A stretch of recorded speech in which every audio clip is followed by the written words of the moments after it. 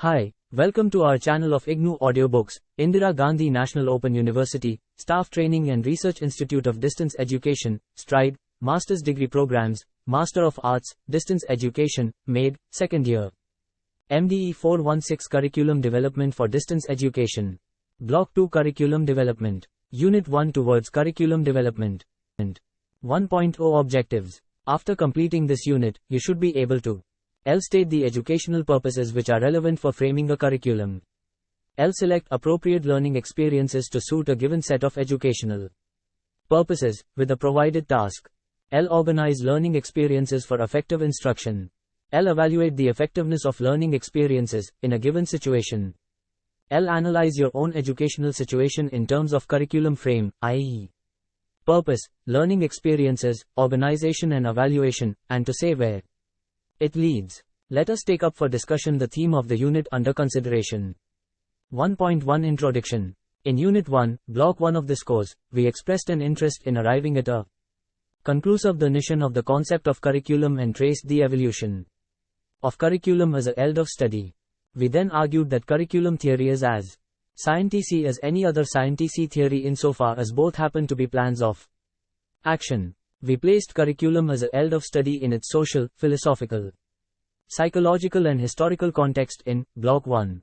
That curriculum frame should be accessible enough to incorporate social changes and corresponding social needs has been implied in the same unit. We have dealt with this theme in some detail with reference to curriculum for adult education. Read this piece. The concept of curriculum design brings into focus the way in which curricula are created, especially the actual arrangement of the parts in the curriculum plan.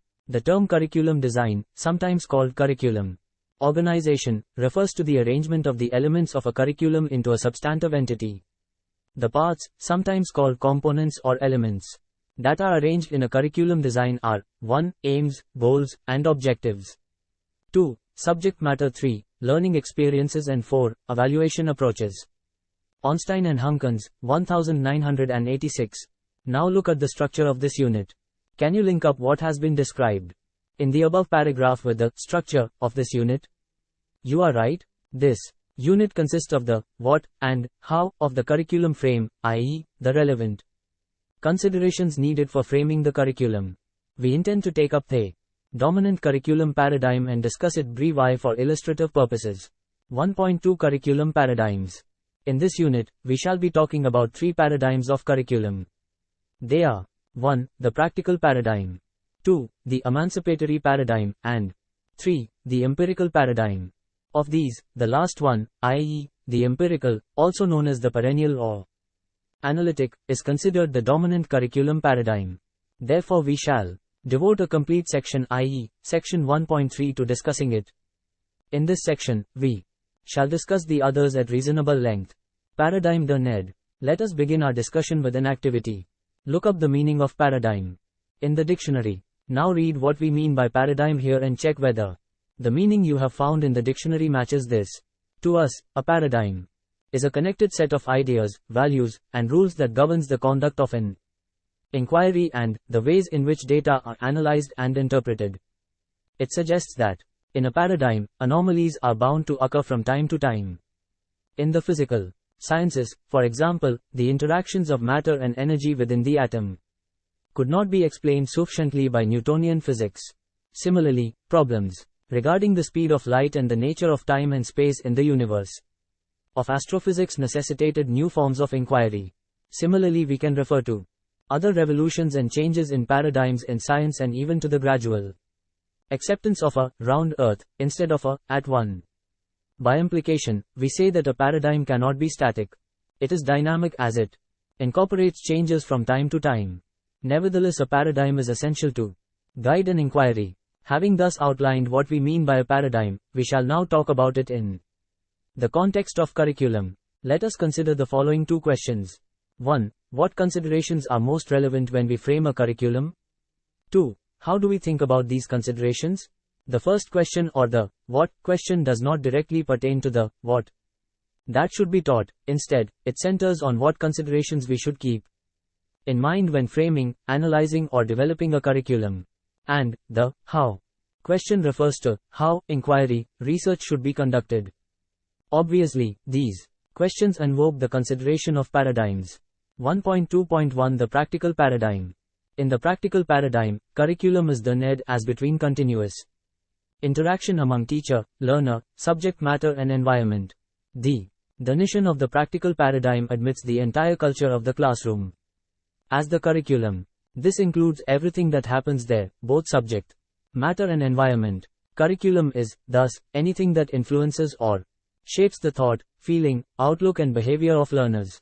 In essence, practical curriculum work entails the conscious orchestration of these four factors to produce a desirable influence on the thoughts, feelings, outlook, and behavior of learners. To conduct such orchestration, one must thoroughly be involved in the educational situation in question. Thus, the practical orientation sees curriculum as evolving from the educational situation rather than being a pre-designed and subsequently implemented organization that engages teachers, learners, and curriculum developers in ongoing deliberation about their influence on subject matter, socio-cultural milieu, and one another. A common complaint has been that curriculum is dying due to its preoccupation with a theoretical paradigm in educational research. Schwab, 1969, Identity signs of crisis evident in the educational researchers' neglect of the phenomena that they claim to study, i.e., actual educational situations. To change this situation, according to him, we required a paradigm shift from the theoretic to the practical, quasi-practical and eclectic. Obviously, his concern is not about what the curriculum should be like, on the contrary. He emphasizes how curriculum inquiry should proceed. This should not, however, narrow down our perspective to the view that practice always has an edge over theory. Schwab himself emphasized the need for practical researchers to have a broad, liberal background in as many bodies of theoretical literature as possible. If one has little theoretical background, one has little capacity to be eclectic. If one has a reasonably sound background of theories, it is necessary then to learn to use them in the resolution of practical problems. In essence, theory and practice should be looked at as complementary to each other. Looking at the issue from the viewpoint of the classroom, Schwab regarded four features of the classroom as the essence of curriculum. These are teachers, learners, subject matter, and the socio-cultural milieu. The derivation of these features is integrally connected with the principles of practical paradigm. If you want to decide and act with greater understanding in a particular curriculum situation, you should develop insights by interacting with that situation. The insights thus gained should be re-ached in the framing of the curriculum. By implication, the most important curriculum deliberation occurs at the local educational site. This has been reinforced by the four predominant assumptions of practical curriculum inquiry. What are these assumptions? The practical curriculum inquiry assumes that 1. The source of problems is found in the actual state of affairs, not in the hypotheses of researchers who have to ND similarities among various situations that cannot be grouped together convincingly. 2. The subject matter sought in the process of practical curriculum inquiry is situational insight and is not generalistic. 3. The primary end of practical curriculum inquiry is to increase our capacity to act morally and effectively in pedagogical situations, and not to generate generalized knowledge. And 45. The method of practical curriculum inquiry is direct interaction with the state of affairs to be studied. Does this mean that a classroom is the proper setting for practical curriculum inquiry to take place? If this is the case, the vast array of curriculum decision-making bodies that lie beyond the individual classroom will be rendered superfluous. They have a role to play, but perhaps a much reduced one when compared with the usual customary curriculum decision-making structure which works from the top downwards, with typical committees devising curriculum purpose, content, organization and evaluation. While such committees can undoubtedly serve a useful function in setting the tone and general direction of curriculum development, this is done away from the local site. When the local needs are sidelined, it is natural that deliberations cease to be practical. By implication, the institution, classroom itself should be the center of practical inquiry. A curriculum group, constituted by the head of an educational institution. Representatives from the community, teachers and students can easily conduct the inquiry. It is quite likely that the question of resources, finance, time and personal considerations would not permit such curriculum groups to come into being. In such a case, is there any alternative means of fostering practical inquiry? Clearly, yes. The democratic classroom might provide an answer that prevents further cost. Classrooms already exist, and so would not need extra resources. Surely, students and teachers could enter into actual dialogue about what is worthwhile for them to do. This does not, however, imply that practical curriculum inquiry exists only in the classroom setting. It can exist anywhere, provided the consequences of the problems studied are made to guide the framing of a curriculum. From this discussion we can deduce that the practical paradigm offers an active role to learners in curriculum development. Despite possible limitations to engagement of students in practical deliberation, it is a policy that fosters personal responsibility rather than adherence to generalized, expert authority. No one is in a better position than the students to tell educators about their life situations, concerns and needs. We should, however, admit that rarely do children and adolescents express these interests. But then, such expressions of interest require translation into needs through dialogue with perceptive teachers. This dialogue is interaction or deliberation of the practical paradigm, a method by which students become better able to articulate their needs as they more consciously participate in the teacher's work, which is carried out by interaction. In a classroom situation, many of us may think that we independently arrive at the daily design of the learning process. How tenable is this view? The design of the learning process is a product of interaction with students, subject matter, and milieu. Each of these factors continuously reshapes and mediates the teacher's decisions. Does practical inquiry appear to be a mere trial and error approach devoid of theoretical sophistication? Obviously, practical inquiry condemns the theoretic. However, it does not condemn theory or philosophy in general. We shall elaborate on this. The term theoretic refers to research that claims to be useful to educational situation but takes its problems from abstract bits and pieces of many situations rather than from an actual state of affairs with all its contextual variables. The theoretic keeps the researcher detached from situations investigated, and so the end product is a law-like generalization. The practical inquiry into curriculum thus condemns the misapplication of research methodology rather than the use of theories. Having said this, let us now focus our attention on yet another paradigm. 1.2.2 The Emancipatory Paradigm. According to John Dewey, 1916, education should reconstruct society. What does it suggest? It may suggest that to understand the culture of one or more classrooms, we must probe deeply and broadly into the culture in which those classrooms have come into being. Obviously, then, we cannot be content to tinker within school problems in the hope of evolving a better society, when the roots of those problems lie deep within society itself. Critical theorists who are concerned with education ask questions such as: How is knowledge reproduced by schools? What are the sources of knowledge that students acquire in a classroom?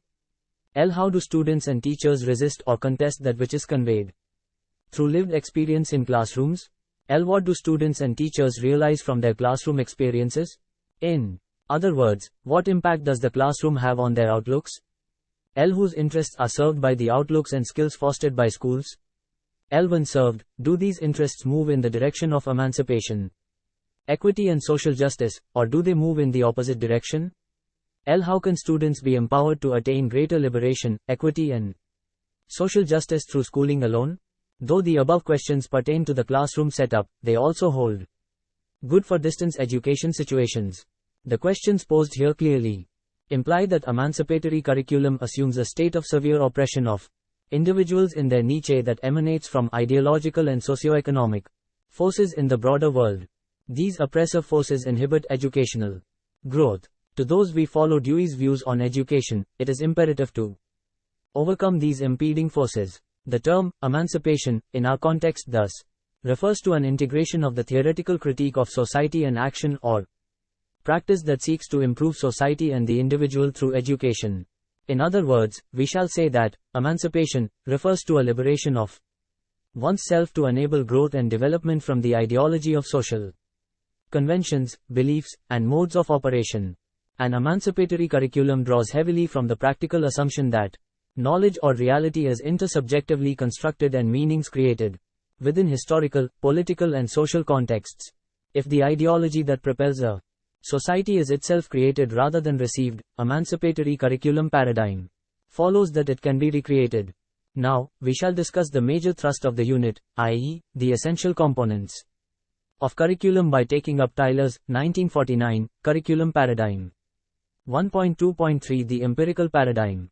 Over the decades, Tyler's 1949 paradigm has been, and remains, a guiding factor in curriculum framing. This paradigm is popularly known as Tyler rational or empirical analytic paradigm. Tyler identified the following 4 questions that should provide the parameters for developing a particular curriculum. 1. What educational purposes should curriculum aim for and try to attain? 2. How can learning experiences be selected to meet the educational purposes identified? 3. How should learning experiences be organized for effective instruction? 4. How can the effectiveness of learning experiences be evaluated? It is advisable not to elaborate on this paradigm here in this subsection, as the purpose of this section as a whole is to acquaint you with only a few curriculum paradigm models, besides which the empirical paradigm deserves a full section to itself. Accordingly, the following section will be devoted to this paradigm exclusively, though of course under a different heading. Altogether, you must try to see the relation of the heading to the thrust of the paradigm. 1.3 Essentials of a curriculum. Curriculum research has grown rapidly since the 1950s, and much of it can be categorized within each of the key terms of Tyler's 4 questions: purposes, learning experiences, organization and evaluation.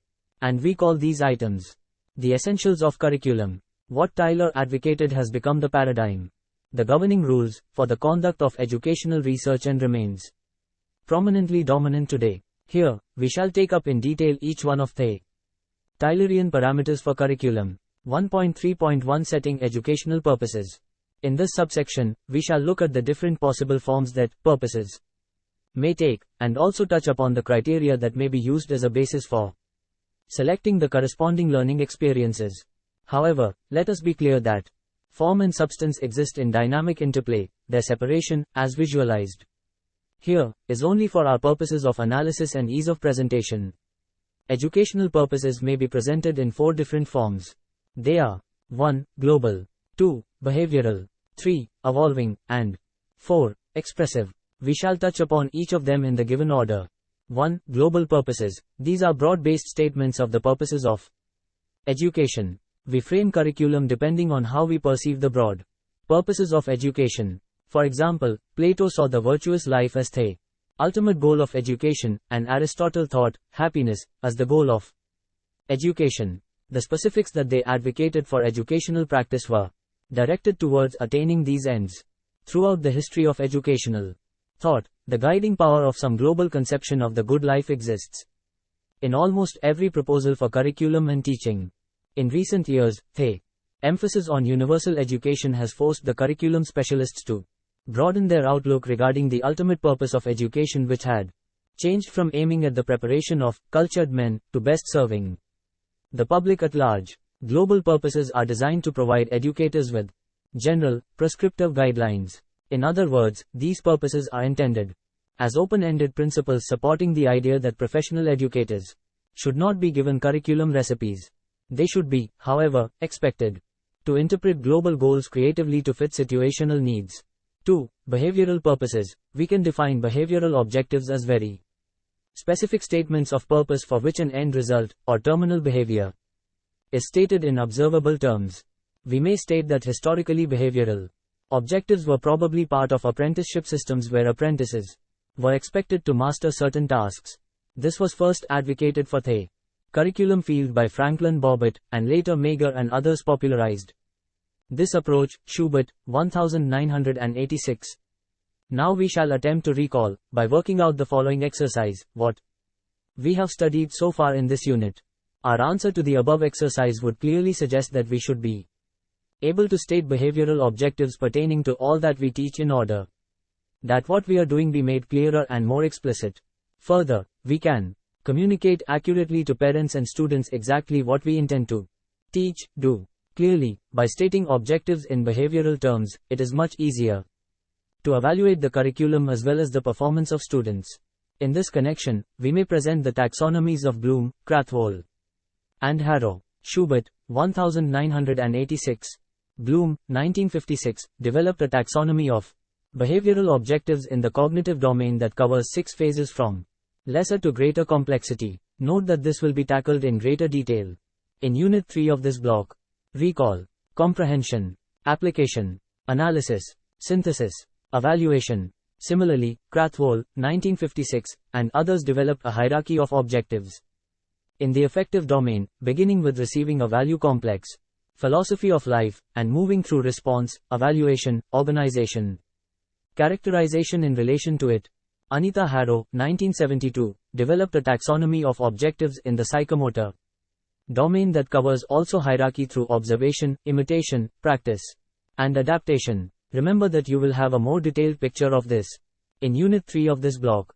Most recently, attention in the field of cognitive psychology has been given to the conceptualization of the cognitive functioning that underlies the taxonomy educational goals. An understanding has been arrived at the ways of formulating the content specialist's educational goals, so that account is taken of how students organize and use information. Greenough, 1989, Huttle, 1983, Snow and Lohman, 1989.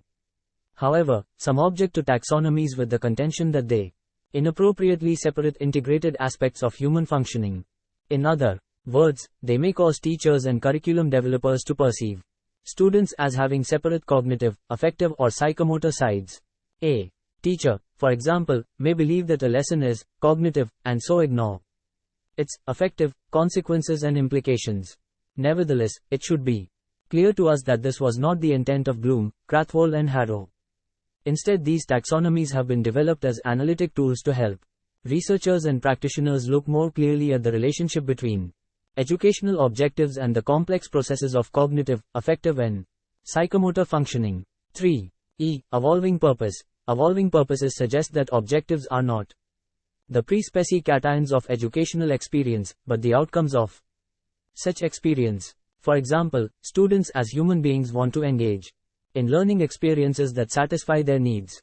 In this context, we as teachers should discuss with them the probable consequences of these student-centered purposes. Together, when we work out a process of problem solving, it enriches the students' experience by enabling them to reconstruct and react on their situation with greater understanding. For teachers and students, such purposes are not directives, documents or curriculum guides, rather, they are a sense of direction that gives importance to growth. Evolving purposes may sound good in principle, but there are constraints which make them too idealistic. Some of these constraints are as follows. The use of evolving purposes requires teachers who are able to engage in meaningful dialogue with students. It is a fact that most of us, unfortunately, have not been trained to do this. Reluctance to use this interactive method because of the extra effort and planning it requires. 4. Expressive objectives. Expressive objectives assume that it is sometimes desirable to provide activities for students without pre-specification or even a clear idea of what the outcomes will be. The rationale behind this argument is that students should not be constrained by predetermined goals. Teachers and students should be able to discover what the experience has in store for them. Having acquainted ourselves with different forms of educational purposes, we should also look into substantive criteria for selecting these purposes. How do we select purposes? Tyler, 1949, identified the following sources for selection purposes. 1. Study of learners. 2. Study of contemporary life outside the institution, and 3. Suggestions from subject specialists. Hilda Tabor perpetuated the study of learners, knowledge and society or culture as a foundational prerequisite for the process of curriculum planning. Tabor, 1962. For developing a curriculum, we should be able to identify the target audience and their needs. Of course, deciding on the needs of the potential target group will to a great extent be based on assumptions. As external factors, i.e., the socio-cultural milieu play a vital role in shaping learner needs, it is imperative that these factors be studied in detail. Further, past experiences should also be considered. 1.3.2 Deciding learning experiences. We use the term learning experience in place of content in order that the former is clearly distinguished from the desirable notions of the latter. Orientations to content. Content has long been considered a central curriculum concern. Many would go so far as to consider it the major component for curriculum developers to determine. Content does directly address the question, what shall be taught? We should mention here that in the practice of curriculum development more often than not this, what question is often addressed without much attention To purpose, i.e., the why question. Some argue, however, that when content is determined, purposes are implied. It is unfortunate if we look at them synonymously. The relation of purpose to content varies depending on how content is looked at. Let us elaborate on this point here. The following three widely divergent interpretations of content have played central roles in curriculum thought and practice. 1. Emphasis on subject matter. 2. Emphasis on learning activities. And 3. Emphasis on learning experiences.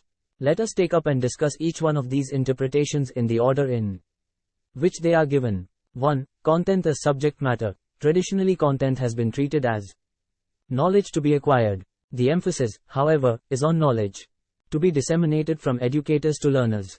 Content, in the course of time, came to be equated with the material covered in the text, and curriculum guides often list pages that are to be covered or mastered by different dates on the calendar.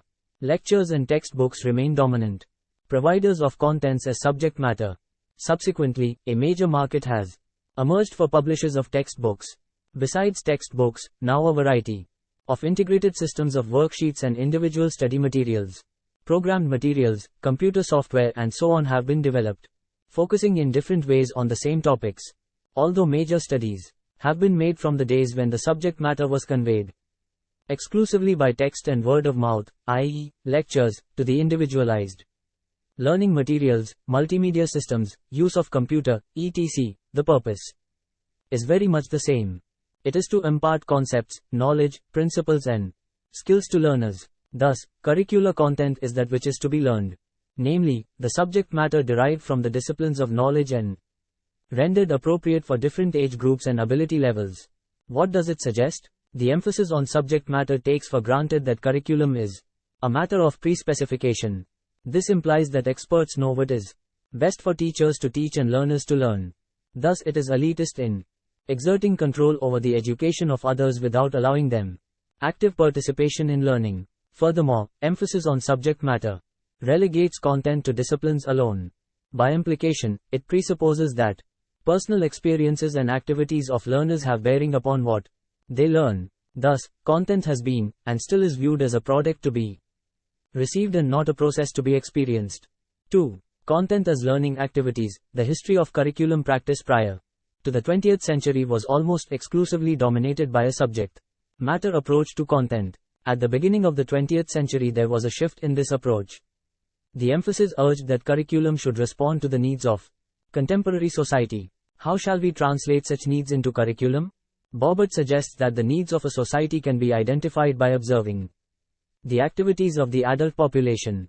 The needs have to be then translated into behavioral objectives and the objectives, in turn, into learning activities for the students. Obviously, more emphasis was placed on what students did than on what subject matter was bestowed upon them. Schubert, 1986. Today, we hear the term learning activities used frequently. The use refers to what students should do as contrasted to that which they are presented with and expected to learn or know. For example, instead of reading about or listening to how a law is made by introducing a bill in the parliament, students may be engaged in the activity of simulating such processes. By implication, the approach to content emphasizes the observable. We can see an activity performed, but subject matter being assimilated or an experience being inculcated cannot be seen easily. Thus, besides involving students in activities, the activity approach to content serves the purpose of making what is to be done explicit and observable. It is obvious that the subject matter emphasis assumes that learners are passive recipients, and such view clearly negates much that developmental and cognitive psychologists have made known to us. The learning activity approach focuses on behavioral outcomes. We cannot, however, consider behavioral outcomes the ultimate purpose of learning. Students who have had different life experiences prior to encountering a learning activity will invariably display different learning outcomes. In essence, it becomes a way of involving students in something that grasps their attention but need not necessarily attend to their basic needs. In practice, the activity actually becomes an end in itself. Merely doing the activity emerges as the purpose, rather than using the activity to fulfill a purpose, need. Having studied two different approaches to content, let us now turn to the third one. 2. Content as learning experiences. Tyler, 1949, seems to have intentionally used the term learning experiences to differentiate his own position from that of those who emphasized subject matter and activity as content.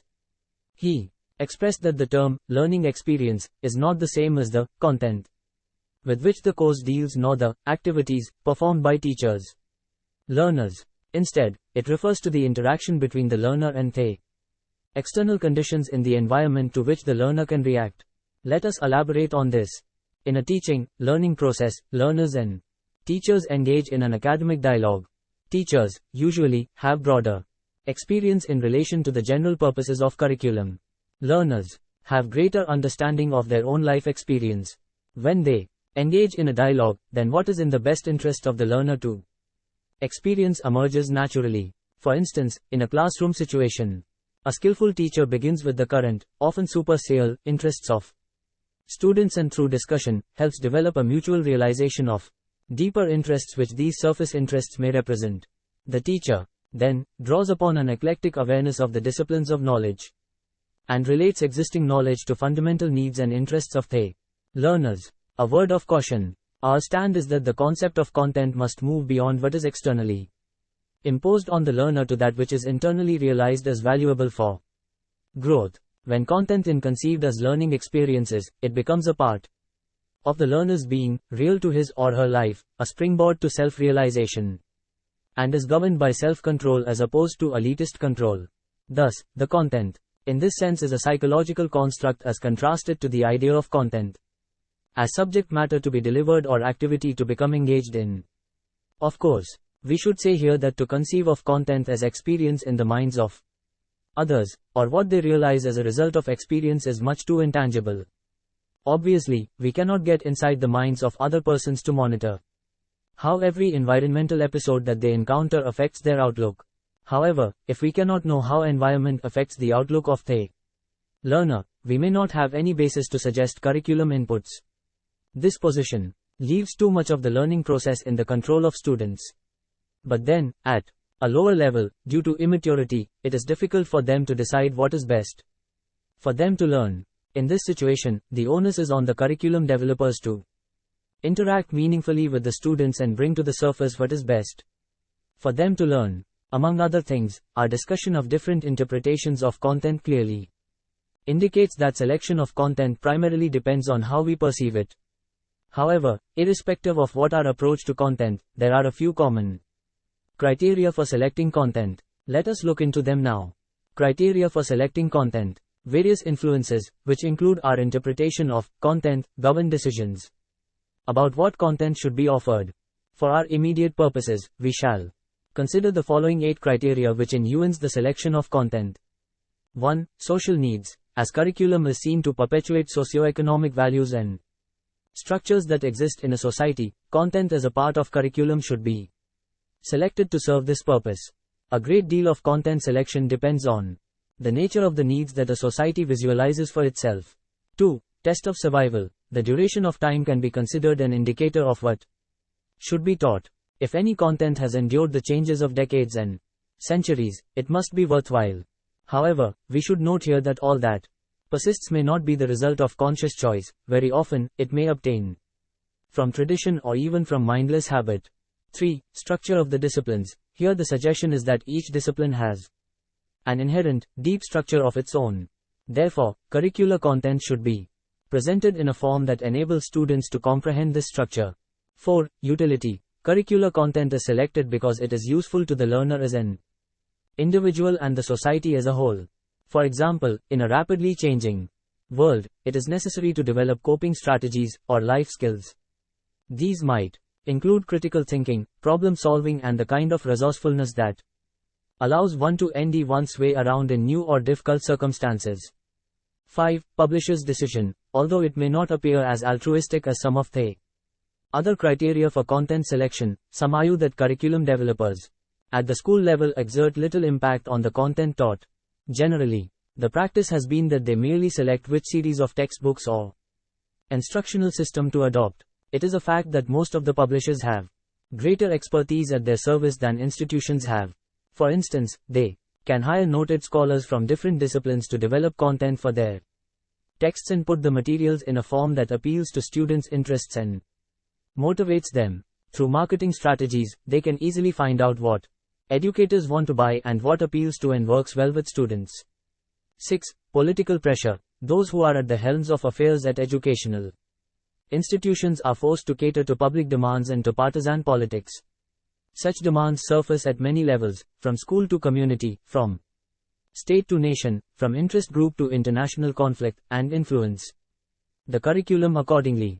A third world nation may, for example, try to overcome colonial overtones and thus saturate its social studies curriculum with patriotic messages. 7. Learner interest. It is an important and very crucial criterion. We should be able to base curriculum content on the interests of the learners. The point is that learners should be allowed to study what they are interested in. Content should, therefore, be so selected that it satisfies the interests of the learners. Either these interests are seen as a motivating device by which to lead students to knowledge deemed relevant to them, or it is believed that students actually know what is best for them. Of course, many positions lie between these extremes. As far as the adults are concerned, they are in a better position to determine content, simply because of their experience and self-knowledge. Through dialogue, sensitive teachers can help academically immature students to discover the more fundamental interests that underlie their momentary whims. 8. Democratic action. Does the curriculum content foster democratic action? The assumption is that if we want to build a society that can live better together and make decisions more effectively through cooperative deliberation, then it is essential that we should select such curricular content as to lead the students in this direction. However, to involve the young and immature students in democratic action is an inefficient, time-consuming and wasteful way to determine curricular content. Now let us look at yet another essential curriculum component, i.e. organization. 1.3.3 Organizing the content. Among the essential components of curriculum, organization is the most multifaceted. It includes the issues about scope of curriculum offerings and those about sequence, i.e., how to order the content. We should reiterate here that irrespective of how content is interpreted, scope and sequence are crucial organizational decisions. In this subsection, we shall deal with alternative responses of the problem of scope and investigate criteria used in determining sequence. Besides, we shall consider learning environment within the purview of curriculum organization. Scope. We must be aware of the fact that almost every year the expansion of knowledge yields new fields of inquiry. Considering the magnitude of knowledge explosion, it is only natural for us to raise the question, what kind of knowledge and how much of it should be provided to the students?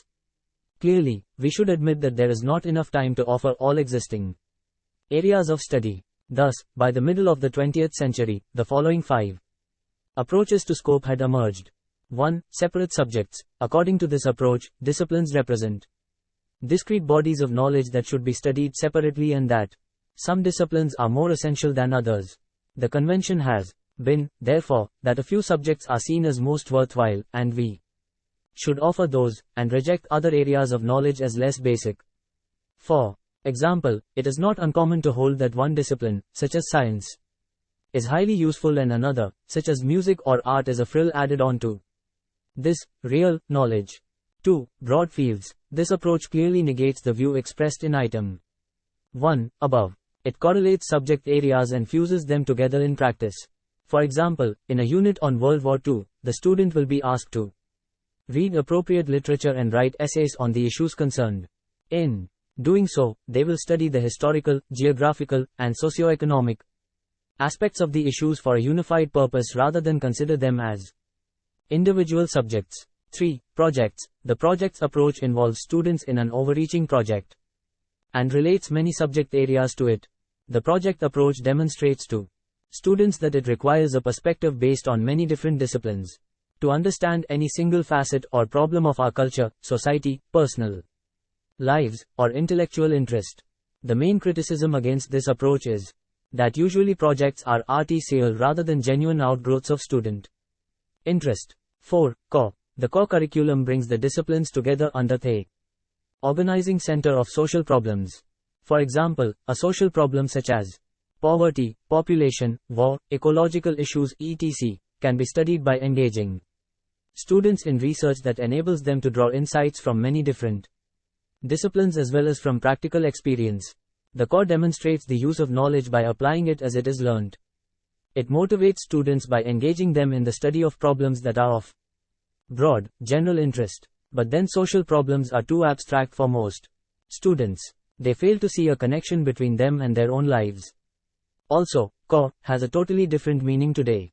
It now refers to a basic set of required courses in a program, following which students may select electives. 5. Integration. This approach is based on the assumption that an individual student, or a group of individuals, is the organizing center that determines the scope of curriculum. The ideal is that together and or as individuals, students sense direction in a process guided by the overall purpose of personal and social growth. The implication is that the students should be engaged in academic dialogue with resourceful teachers. They together develop a framework for students' growth drawing upon a wide range of personal and academic resources. At a certain stage, it is possible that a new direction emerges. Accordingly, what has been designed may undergo a revision. And this is an ongoing process.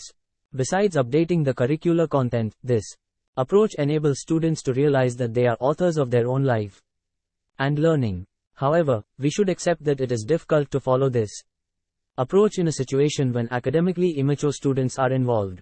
Having talked about scope, we shall now deal with sequence in curricular content. Both of them go hand in hand as two coordinates on a graph of curricular content. Sequence. By sequence, we mean the order in which content should be taught. While developing a curriculum, if we are certain about the scope of the curricular content offered to the students, we should be able to say categorically in what order it should be presented. Criteria for determining sequence. The following 6 criteria for determining sequence are widely used. 1. Textual presentation. Teachers usually follow the sequence that is so common in textbooks. But the problem is that the sequence of content presented in the text may not cater to the needs, interests of individuals in learning situations. Moreover, those who design texts by and large assume the role of entrepreneurs providing what is desired and not necessarily what is desirable. 2. Educator preference. Generally, curriculum designers can operate on generalizations about populations to be served by texts, packages, units and other documents which they create. By implication, teachers must be treated as professionals who decide the extent to which these guide work in their situations. Depending on the situation, they need to accept, reject, adopt and supplement what is given to them. However, experience shows that many teachers may not be able to do this. 3. Structure of the disciplines. Curriculum developers should rely on the expert interpretation of subject matter specialists who reveal the logical patterns that give shape to their disciplines and imply the order in which its elements should be learned. It should be mentioned here that the structure of an area changes shape as new discoveries are made. If we do accept the existence of structure, sequence still depends on other factors such as prior knowledge, learner intents, and perceived relevance. Recent investigations in cognitive psychology reveal that a large number of variables will have to be considered when making decisions about the sequence and not merely the structure of the disciplines. 4. Learner interest. Sequence should be based on the supposition that knowledge is most relevant when it fulfills learner needs. When knowledge is relevant, it is more readily learned than when it is presented according to an outsider's conception of learner needs or logical order. However, learner interests cannot always be relied on to develop a curriculum sequence since learners do jump from one whim to another with little reflection. Students, therefore, need the controlling mechanism of adult guidance. Professional educators can study students carefully as a basis for developing sequence according to their needs, and not mere interests. 5. Learning hierarchies. Learning should proceed from the simple to the complex. Neither learning theory nor research, which serves as its basis, points to conclusive evidence that supports the overall effectiveness of hierarchical modes of sequence. Some researchers suggest we should move from the particular to the general, while others advocate a move in the opposite direction. There may be bits of truth in all these positions. One may work well for some students and another for others. In general, we need to admit that there may not be any ideal hierarchical sequence suitable for all types of learners. 7. Developmental appropriateness. Curricular sequence should correlate content with the sequence of human development. Piaget's work on Developmental psychology shows that learners move from sensory motor to preparational, to concrete operational, to formal operational stages of cognitive development. However, we know little about translating the stages suggested by Piaget into curriculum sequences. Schubert, 1986. So far, we have seen organization with regard to scope and sequence of curriculum content. When we look at organization from a broader perspective, it should include learning environments too, and so we shall touch upon this aspect as well. Environmental organization. Here we are focusing on environmental features internal to specific teaching learning situations, not wider contexts such as community and socioeconomic surroundings. For our immediate purpose, we do not want to deal with the different types of learning environments. Instead, we shall touch upon various learning environments familiar to us. We can easily identify the following: 1. Self-contained classroom. 2. Departmentalization. 3. Non-gradedness. 4. Open space. 5. Open education. 6. Tutorial. 7. Community-based curricula. 8. Non-school education. Though most of the environments presented here are familiar to us and self-explanatory by themselves, we shall say a few words about each of them in the given order. 1. Self-contained classroom, the most prevalent form of environmental organization at the school, university level still is the self-contained classroom, comprising a teacher and a group of students who remain together during the learning, teaching process, which is usually obtained by means of prescribed texts, etc. 2. Departmentalization, the characteristic organizational environment in the secondary and higher educational setup. NDS teachers placed in departments based on their subject specializations. 3. Non-gradedness, students should be enabled to progress through prescribed studies at their own pace.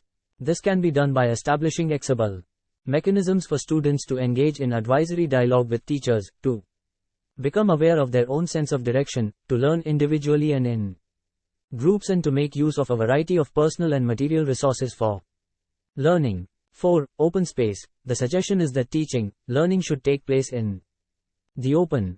By and large, neither teachers nor curriculum leaders have favored open space environments. While rare cases of successful adaptation exist, the usual reaction is one of negation. 5. Open education. The philosophy of open education holds that students are active and learners learn best when they pursue their own life problems. There is a detailed discussion on this theme in course MDE 411, Block-2. 6. Tutorials. This old university tradition of learning through a process of one-to-one exchange is still maintained successfully at a few institutions. Recent research by Bloom, 1984, and his students indicates that the tutorial may be the best setting for the achievement of mastery.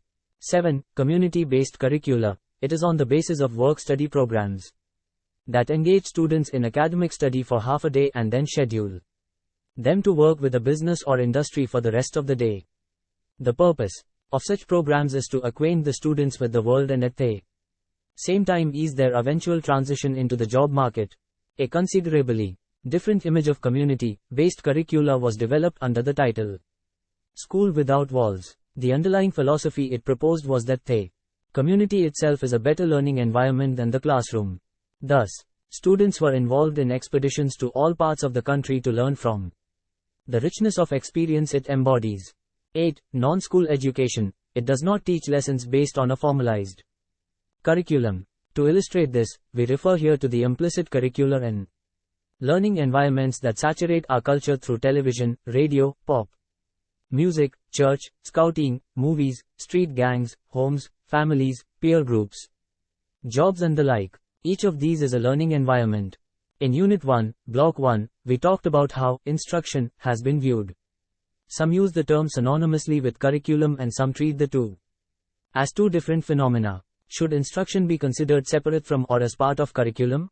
Operating on the assumption that curriculum is affected by instructional transactions, we thought it reasonable to bring in some details about the types of instruction here. Arrangements for instructional transactions. Before we look into the mainstream discussion, let us say that we have considered only the main arrangements. Obviously, a comprehensive treatment would probably be impossible because new forms are devised frequently, depending upon the needs of the moment. The items we have taken up for our present purposes are I1. Instruction in large groups.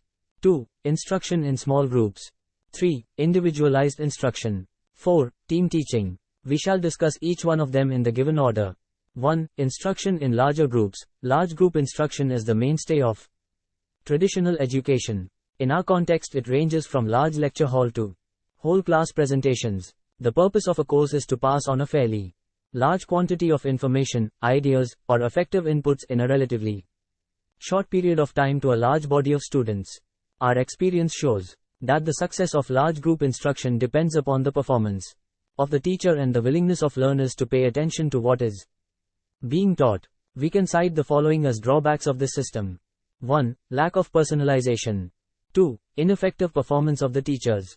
3. Lack of teachers who are able to motivate large groups, and 4. Lack of individual attention, i.e., it is unlikely that all learners in a large group would want or need to know the same things. Some may argue, however, that the advent of the print and electronic forms of communication may preempt the need for large group instruction. 2. Instruction in small groups. It ranges from discussion groups, seminars, workshops and practical tasks at laboratories to tutorials. Obviously, most small groups are established on some basis of homogeneity, interest in a topic, readiness for a particular level of study, or ability to perform. Thus, the intent in small groups is to provide for differences in need and/or interest that cannot be catered to by large group instruction. The contention, however, is that students grouped homogeneously do not learn from experience what it means to live in a pluralistic culture. In addition, they experience academic disadvantages from association with only those who are most like themselves. There are logical criticisms as well. For example, when one teacher attempts to orchestrate learning activities for several groups simultaneously, some are necessarily neglected because it is possible to focus directly on only one group at a time. 3. Individualized instruction. Individualizing instruction generally implies that the intent is to cater to the needs of individuals. We could diagnose the needs of the students and design projects for and with them. This kind of individualization may vary on a continuum that ranges from extensive to little teacher involvement once the students begin to work out projects. However, teachers would be monitoring the progress at convenient stages. One main criticism against individualization is that it centers on the point that is overly ideal, and that even at its best such an approach may not prove suitable when the number of students is large. 4. Team teaching. Generally, team teaching refers to a wide variety of instructional arrangements in which more than one teacher works with a group of students. The purpose of team teaching is to allow the teachers to capitalize on their strengths. It emanates from the fact that most teachers do not do all aspects of teaching equally well. Besides, in team teaching, different teachers can specialize in large group, small group, or individualized instruction, or they may specialize in subject matter areas, or affective, cognitive and psychomotor domains etc. However, the implications of team teaching make it appear quite alien to our situation. The implication is that we need to re-educate the teachers if team teaching is going to be meaningful in our context. So far we have talked about instructional arrangements pertaining to a classroom setup. Let us now move away from such a setup. Distance education. As you are familiar with distance education, we think it is not advisable to go into great details about it. However, a few words about it are stated. Distance education is an educational process in which teaching, learning takes place at a distance through print, electronic media and limited human contact at counseling centers. Obviously, it is different from large group instruction arrangements and is somewhat closer to small group instruction. However, the role of the human element is relatively minimal in distance education. As distance education is a student-centered approach, it is highly individualized. Further, it is essentially a team teaching arrangement, with the difference that in distance education we follow the principles of division of labor on a much larger scale and in a more organized manner. 1.3.4 Deciding evaluation schemes. In this subsection, we begin by examining the role played by evaluation in curriculum development. Besides, we have also touched upon the following contrasting paradigms of evaluation. 1. The paradigm which concentrates on measuring the outcomes of the instructional system. 2. The paradigm which pays more attention to what happens during the educational processes itself. Finally, we list the range of diagnostic techniques which are commonly used as part of an evaluation strategy. We shall take up the review of these. techniques and discuss the respective uses, strengths and weaknesses of each technique in detail in Unit 4. Role of evaluation in the curriculum. The theory and practice of curriculum evaluation has passed through several stages in this century. It began with an emphasis on marking and grading, and proceeded to develop a specialized connection with systematic measurement. Later, evaluation began to focus on the improvement of programs rather than the assessment of students alone. Usually, in a teaching, learning process, the prime symbol of student is the mark grade. We rate performance in examinations, class participation, daily assignments, special projects, papers, etc. according to the hierarchy of grades assigned to them. This is the approach to evaluation that has guided us so far, and it is still widespread today despite the emergence of many alternative concepts available today. The purpose of judgment as a basis for grading and marking students implies a faith in wisdom that comes with experience. However, obviously personal prejudice plays too large a role in grading. We know that different teachers judge the same student's performance quite differently.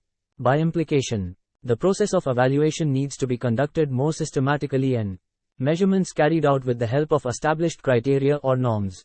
For our present purposes, we stop here, i.e., we are not going to discuss the issue under consideration any longer. The simple reason is that we have talked extensively in other courses of this program of study, where we have dealt with the following 4 themes in 4 units respectively. 1. Evaluation in educational programs. 2. Characteristics of a good test. 3. Characteristics of a good item. 4. Grading in question, item banking. These themes should have given you a clear idea about the complexities and intricacies involved in student evaluation.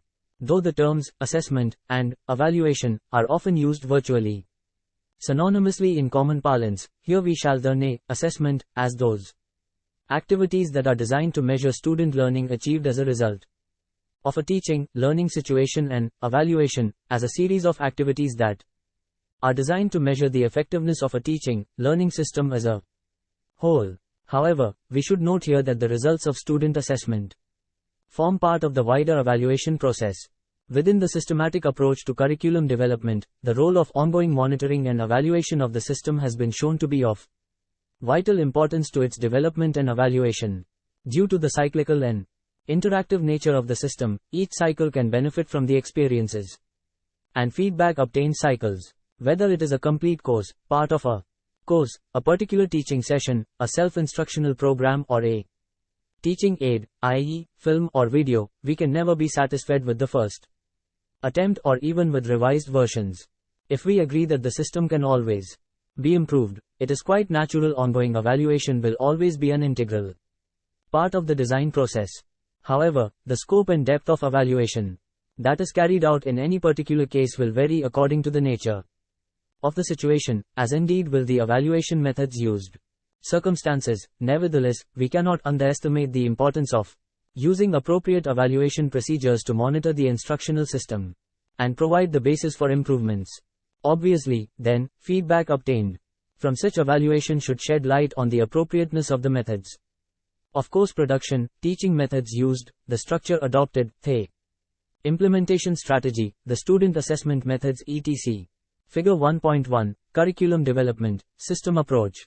Look at the screen. Having briefly talked about the role of evaluation in curriculum development, we shall look into the paradigms of evaluation. A major area of debate in educational evaluation is concerned with the relative merits of the following 2 distinctly contrasting approaches. 1. Scientific approach, and 2. Illuminative approach. Let us elaborate on each of them in the given order. 1. Scientific approach. This approach sets out to measure the extent to which a given instructional system has achieved certain specific goals in relation to the student's prior knowledge. To this extent, this approach measures output, input, and often treats the differences statistically. Other factors in the system, such as the learning environment, teaching personnel, course content and structure, and teaching methods normally receive only incidental attention if they are considered at all.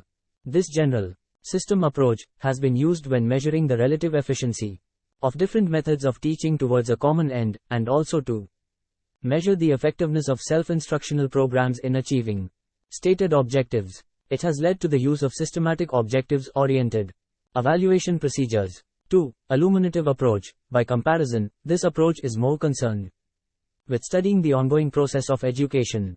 In general, the techniques used are far more subjective, and often involve personal value judgments of the results. The arguments in favor of this type of approach are that the variables involved in educational processes cannot be readily identified or controlled, and that inputs and outputs can be varied, complex, difficult to specify with certainty, and often virtually impossible to measure. In this approach, the evaluation process is generally not rigidly structured or constrained, and usually gives the evaluator enough scope to take up specific areas of interest as and when they become apparent. Clearly, there must be a middle path between what, on the one hand, purports to be a purely objective approach, and largely subjective approach that is embodied in illuminative evaluation on the other. Where the correct balance lies, however, depends to a large extent on what is being evaluated and for what purpose.